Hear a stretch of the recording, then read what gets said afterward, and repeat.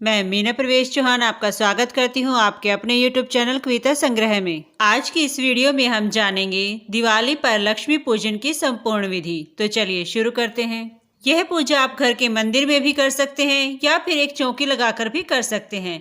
यदि आप चौकी पर पूजा करना चाहते हैं तो उसके लिए एक चौकी लगाएं, उसके ऊपर लाल रंग का कपड़ा बिछाएं। उसके बाद माता लक्ष्मी की मूर्ति को विराजमान करें। लक्ष्मी पूजन के साथ साथ हमें कलश की स्थापना भी करनी है। कलश की स्थापना के लिए आप मिट्टी, तांबे या फिर पीतल का कलश ले सकते हैं। जिस भी कलश की आप स्थापना करें उस पर रोली से स्वास्तिक जरूर बनाएं। कलश स्थापना के लिए हमें चाहिए एक कलश और साथ में चाहिए हमें एक नारियल।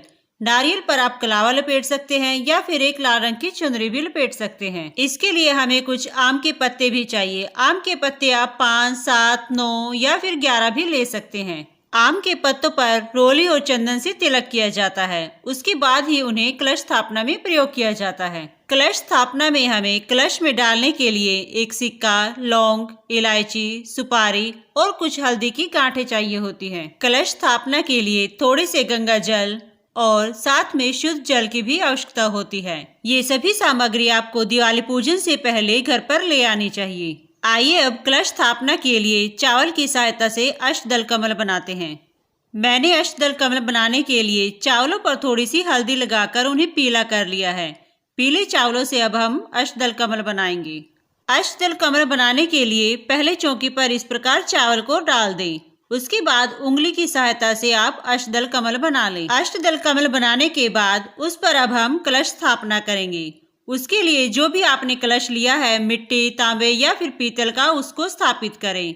उसके बाद उसमें थोड़ा सा गंगा जल डालें। उसके बाद कलश में सिक्का, लौंग, इलायची, हल्दी की गांठें और सुपारी को डाल दें। फिर कलश को शुद्ध जल से भर दें।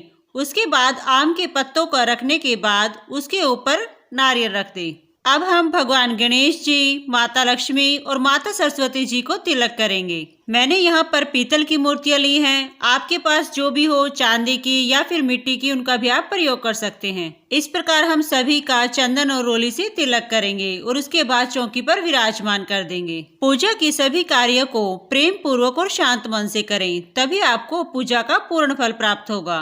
अब हम माता लक्ष्मी की बड़ी मूर्ति को भी तिलक करेंगे। माता लक्ष्मी की मूर्ति को भी तिलक करेंगे। साथ में जो भी भगवान उस फोटो में बने हैं उनको भी हम तिलक करेंगे। साल 2022 में दिवाली कब है और लक्ष्मी पूजन का शुभ मुहूर्त कब है, इसकी वीडियो हमारे चैनल पर आ चुकी है। आप एक बार उन्हें जरूर देखें। माता लक्ष्मी की फोटो को आप एक फूलों की माला जरूर पहनाएं। कलश पर रखे नारियल को भी जरूर तिलक करें। सभी को तिलक करने के बाद अब हम नवग्रह की स्थापना करेंगे। नवग्रह की स्थापना करने के लिए आप चावलों का भी प्रयोग कर सकते हैं या फिर इस तरह आप यंत्र भी ला सकते हैं। चावलों से नवग्रह बनाने के लिए आपको चावलों की 9 ढेरी लगानी है। उसके ऊपर 9 सुपारी रख देनी है। इस प्रकार आप चावलों से नवग्रह की स्थापना कर सकते हैं। यहाँ पर मैंने एक छोटी सी चौकी ली है और मैं उन पर अब नवग्रह को स्थापित कर दूंगी। लक्ष्मी पूजन में लक्ष्मी माता के चरणों की भी पूजा की जाती है। यह बाजार में बहुत ही आसानी से मिल जाते हैं। आप इन्हें जरूर लेकर आएं। अब हम माता लक्ष्मी के चरणों को भी तिलक करेंगे और आलता लगाएंगे। इस वीडियो के माध्यम से आपको दिवाली पूजन में प्रयोग होने वाली सारी सामग्री की भी जानकारी मिल जाएगी, ताकि आप आसानी से दिवाली से पहले ला सकें। इस प्रकार हम माता लक्ष्मी के चरणों के चारों तरफ आलता लगा देंगे और उसके बाद माता लक्ष्मी के चरणों को चौकी पर चावल का आसन देकर विराजमान करेंगे। अब हम चौकी पर चावल की सहायता से षोडश मातृकाओं की स्थापना करेंगे। आप चाहे तो ये स्किप भी कर सकते हैं, परंतु इनकी पूजा का भी इस पूजा में बहुत ही महत्व होता है। षोडश मातृकाएं 16 माताओं को बोलते हैं। इसके लिए हम चावल से 16 इस प्रकार की ढेरियां बना लेंगे। आप चाहे तो इन 16 ढेरियों के ऊपर 16 सुपारी भी रख सकते हैं। अब हम सभी का शुद्धिकरण करेंगे। शुद्धिकरण के लिए आप एक बर्तन में थोड़ा सा गंगा जल लें, उसी से सभी को छींटे दें। गंगा जल के कुछ छींटे अपने ऊपर भी जरूर डालने चाहिए। अब हम हाथ में फूल और अक्षत लेकर माता रानी का आह्वान करेंगे। कोई भी पूजा हो उससे पहले हमें देवी देवताओं का आह्वान जरूर करना चाहिए।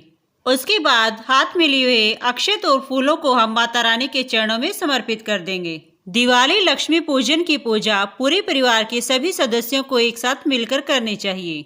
अब हम नवग्रह और नारियल को भी अक्षत अर्पित करेंगे। इसके बाद अब हम सभी को पुष्प अर्पित करेंगे। आप लाल, गुलाबी या फिर पीले फूलों का प्रयोग कर सकते हैं। इन्हें बहुत ही शुभ माना जाता है।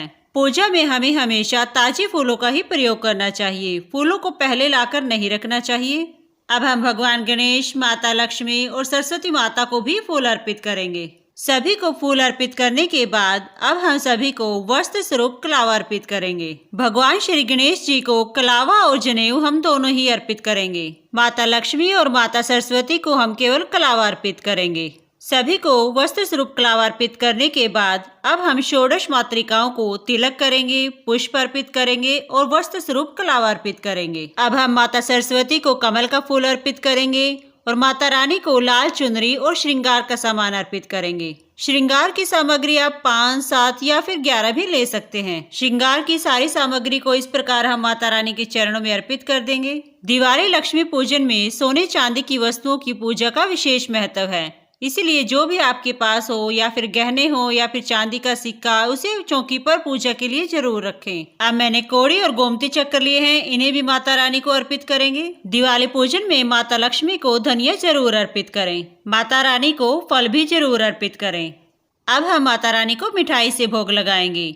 आप चाहे तो घर में बने हलवा पूरी का भी भोग लगा सकते हैं। पूजा के लिए चौकी आप ऐसे स्थान पर लगाएं जिस पर पूजा करने वाले का मुख पूर्व दिशा की ओर हो। इसके बाद हम माता रानी को अष्टधान का भोग लगाएंगे। आप चाहे तो सप्तधान का भोग भी लगा सकते हैं। दिवाली के दिन सबसे पहले माता रानी को ही भोग लगाना होता है। इस प्रकार हम अपने ये अष्टधान जो है इनको भी हम चौकी पर ही रख लेंगे।